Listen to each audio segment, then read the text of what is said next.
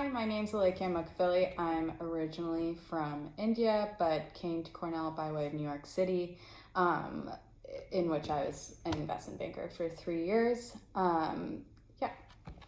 Hi, I'm Sanjana Sidhra. I'm a second year master's student and I come originally from Mumbai, India, and before coming to Cornell, I did my undergrad in architecture and I practiced as an architect for a couple of years. And now I'm at Cornell. Okay. Why did you choose Cornell? Do you want to go? Sure. So I think one of the biggest factors that there were a couple of factors, so I'm going to elaborate on all of them, but one of the biggest factors was the flexibility that this program allows, the fact that it allows you to take a lot of other classes in any department at Cornell, which makes it really customizable to what your interests are in the program. And I think that's one of the biggest factors that has helped me through the 2 years, almost 2 years now at Cornell. And second is because I come from an architecture background, one of the deciding factors for me to choose Cornell over some of the other options that I had was the fact that this planning school actually sits within the design school. So for me, I perceive that to be an easier transition where I could still have some grounding into the design principles that I learned and going ahead into planning. So these were the two main factors. And plus, I knew a lot of people firsthand who have studied at Cornell. So that was definitely another thing that gave me a lot of familiarity to what happens at Cornell before coming here. Yeah, I feel like for me, it was probably I would re-emphasize the customizable aspect of the curriculum, and I think especially for people in our generation, a lot of people are coming in with interest in climate change. And I think, A, yes, it's customizable. B, being at Cornell, which is a school that has, a land grant associated with it, the type of classes that you can get exposed to outside of the program are really interesting. And you can then, again, with the program's resources related to what you're interested in with relations to urban or regional planning.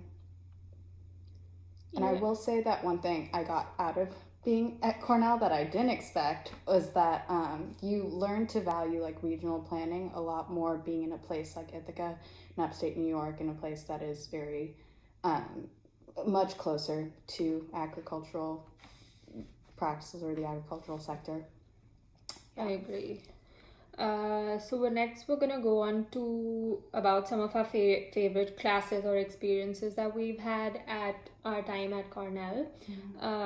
I would start off by saying I think one of the classes that I've enjoyed the most have always been the ones that are more practicum based, where you're involved in a real life problem or involved with real life clients. So that have CRP offers a lot of workshop classes which are actually required for our course, and they range from subject to subject based on the faculty who's offering them, but they always involve a real world client, which is a great way to understand how things actually work, what kind of different skill sets do you need to bring to really solve a problem, and how it always obviously builds like teamwork exercises. And it is definitely something you can then go on to further add to your resume as practical work, because our course is also counted as a professional degree, so that the 2 years that you do at Cornell actually get counted as practical experience. So I think that's a big advantage.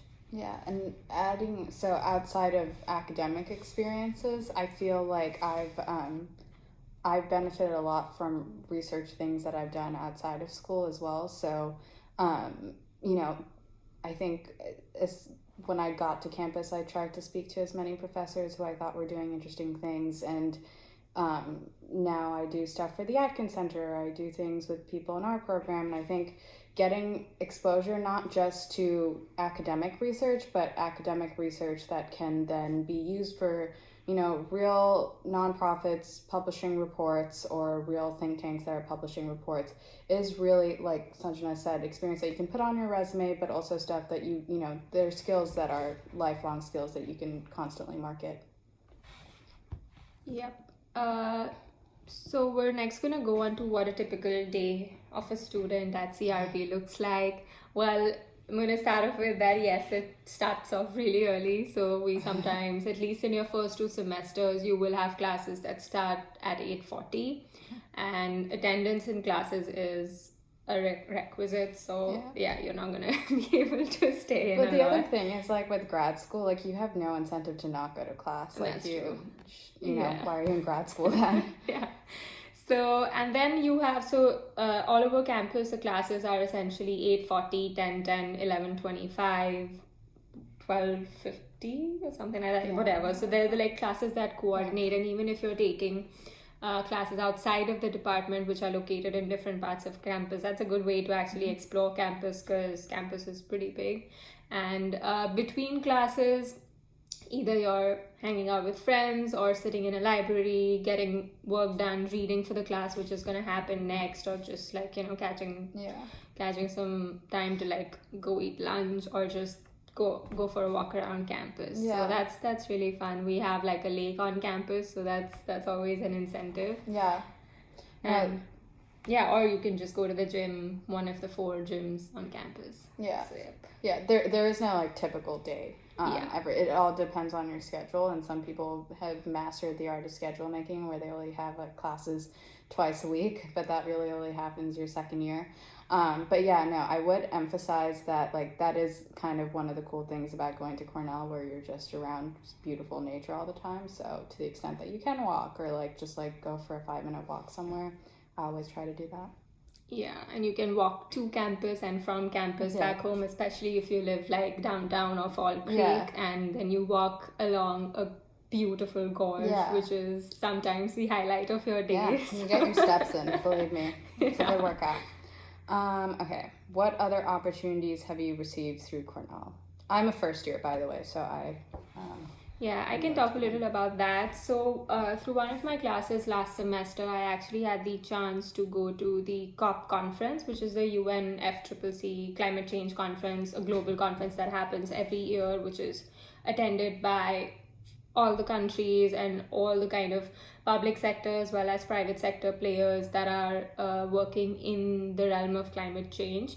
So last year the conference was held in Madrid, and so we as a team of Cornell students were working with the World Bank in setting up a panel and preparing a white paper document on some of the topics that we had discussed with them. So that I think was a great highlight in terms of getting to see what players are actually involved in this field, and getting to network with a lot of them, getting to see what different fields can I probably intervene into and see my future in impacting climate change. So that was definitely one of the big opportunities that I got through Cornell.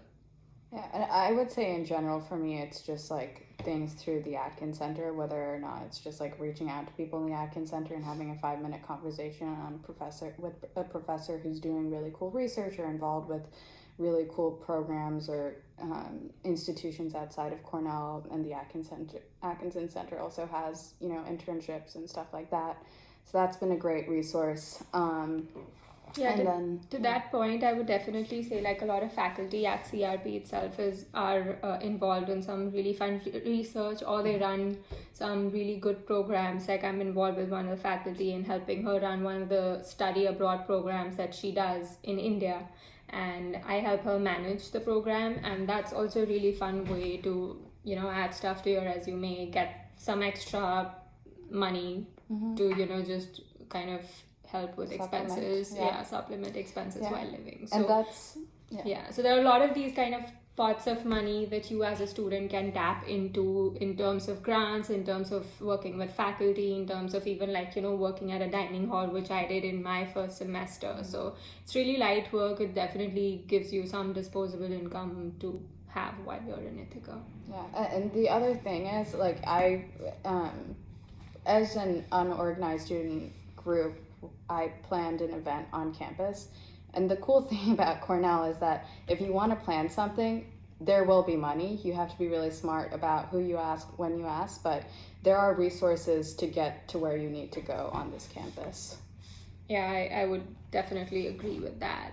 And so we're going to go into what makes the CRP student body or the graduate student body at Cornell and our department unique. I think one of the biggest factors that helped me decide on Cornell was the fact that I knew a lot of people who were at the time studying at Cornell or have studied at Cornell prior. And speaking to everyone, and even after being here, I can emphasize the fact that the vibe amongst the student cohort is really healthy. There's a lot of healthy peer-to-peer learning that is encouraged. There is you need help, and there is at any point of time someone out there to help you in terms of peers or in kind of counselors, or even faculty are extremely approachable. The teaching assistants that are there for every class are extremely approachable. So there would not be a time at Cornell where you think like you don't have help. So that was definitely one of the big factors. And I feel like CRP as a department is super tight because we're a small cohort, a relatively small cohort, and everyone tends to know each other on a personal basis. So that's definitely an added advantage. Yeah, and I've already said this, but I think I think like people come from different walks of life in like a very unique way. And I think for me, like coming from New York, where I think, you know, the general mindset is the world revolves around cities, like why would you not live in a city? I think you do get like a really great appreciation here from people who didn't grow up in cities and whose work won't be in cities, of why it's really important to factor things in context of where cities are located. And as we've mentioned, everyone here increasingly is somewhat interested in climate change, and having that kind of macroscopic view gets increasingly important and is very realistically ingrained into the curriculum and the way the student body talks about things. Yeah, and at CRP, we have a couple of student organizations also. We have the organization of Cornell Planners, we have the Women Planning Forum, the International Planning Student Organization. There is also a PhD students organization. So at every point, like the student organizations do stuff which brings the department together, can even like not just fun stuff for entertainment, but also stuff that like a reading club or a book club. So there are always things where you find a lot of platforms for interacting on a certain with the cohort. So that's great. Yes. So what advice would you give to incoming graduate students? Do you want to start? Because you're more recent. Fresher. I don't know. I feel like do advice. I don't know if I'm in a position to give advice yet. To be honest, I can talk about one. So I mean, I come from Mumbai, which is the other end of the spectrum of what Ithaca is. But before coming to Ithaca, I had a mental picture of what it's going to be like, and that definitely helps me a lot to adjust to the place. It's very different, but if you come prepared mentally about how life in Ithaca is, you will be in a much better suited position to enjoy it. And honestly, it is very enjoyable. I think being in Ithaca is one of the reasons, and I'm glad I chose Cornell because it's in Ithaca, because the little town, it's beautiful. It's a great place actually to study because you don't have distractions that you would otherwise have in a city, and you know, there are so many like fun nature-based things to do around here. The summer and spring is great. Yes, the winters are a bit something to cope with, but it's an experience in itself. So yeah, I mean, I think everything about Ithaca is like very different from living in a city. So I think you change your life based on where you live, right? So you shouldn't expect like the same things that you like doing in the city will be as good in Ithaca, and the reverse holds true as well. So I think it is like you have to change your mindset in that, you know, you enjoy being outdoors a lot more, and you know, you can go on long runs that you don't smell like trash a lot during, or I don't know, I walk to campus most days now, and that's like, I mean, it's beautiful.